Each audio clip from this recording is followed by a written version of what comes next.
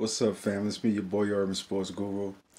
I want to holler at tonight about this whole Baker Mayfield nonsense. Was Baker Mayfield in the wrong? And I'm gonna say no. I'm surprised when people will say no, and I'm gonna tell you why I don't feel he was wrong. First and foremost, Hugh Jackson has the right to do what he's wanting to do, but my whole thing is you have to be ready to suffer the consequences of it. And here's why I don't say Baker Mayfield was in the wrong. I don't think Baker Mayfield was just speaking for himself. I think Baker Mayfield was speaking for that locker room. And I say that because in that game, I believe it was the safety from Michigan, Jabril Peppers caught an interception and ran to the Cincinnati sidelines and tosses the ball at Hugh Jackson. Basically, he threw shade his way. You don't do that for a coach you like. You don't do that for someone you won't have some venom towards. And Hugh Jackson has that right to do what he's going to do. And yeah, after losing all those games, he better take any job he can get. I get that part. But I have to ask this one very simple question. When has a head coach, been unceremoniously fired, warranted he got fired, but unceremoniously fired, and then gone to a division rival in the same season? Not the next season, not a couple of years down the road, but the same damn season. When a coach gets fired middle of the season and all those hard feelings that team has is still kind of fresh.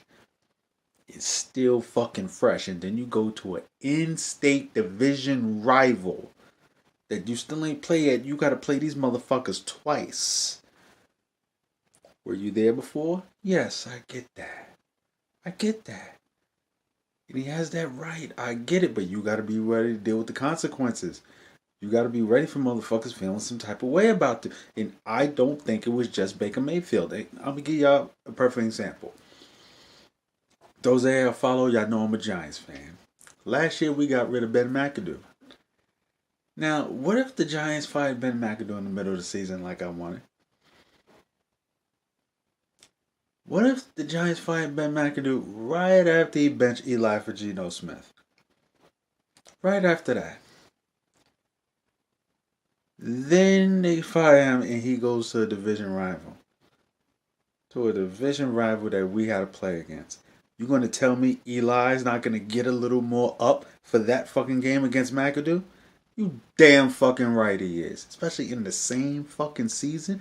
You damn fucking right he is. I like Baker Mayfield. And I like Hugh Jackson. Because Hugh Jackson, let me tell you the story about Hugh Jackson. Hugh Jackson was a good offensive coach. Flamed down in Oakland. Came to Cincinnati, was a great offensive coordinator. Deserved another head coaching job. Took a shit job in Cleveland that everybody did not want him to take because they wanted to see him succeed this time being a head coach. Because you know damn well black coaching isn't going to get a third chance. Not as a head coach. Not as a head coach. He wasn't going to get a third chance as a head coach. So this second chance, you better make it your while. And nobody wanted to see him take this job in Cleveland because they knew it was a shit job. But they sold him on the fact that they had a whole bunch of first round picks and, you know, and basically he got passed over for some other jobs. And it kind of began like, okay, why aren't you picking Hugh Jackson? So he took this job in Cleveland and it ended up being a shit job for him. First round picks didn't work out. He lost a shitload of games, as we know. And now it seems like the team didn't even want his ass there no more.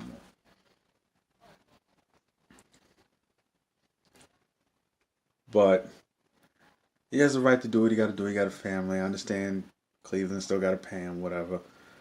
He got a family. He got a right to do what he has the right to do what he got to do. But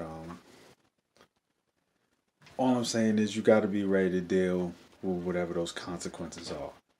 And I'll say it again. I think Baker Mayfield speaks for the entire locker room.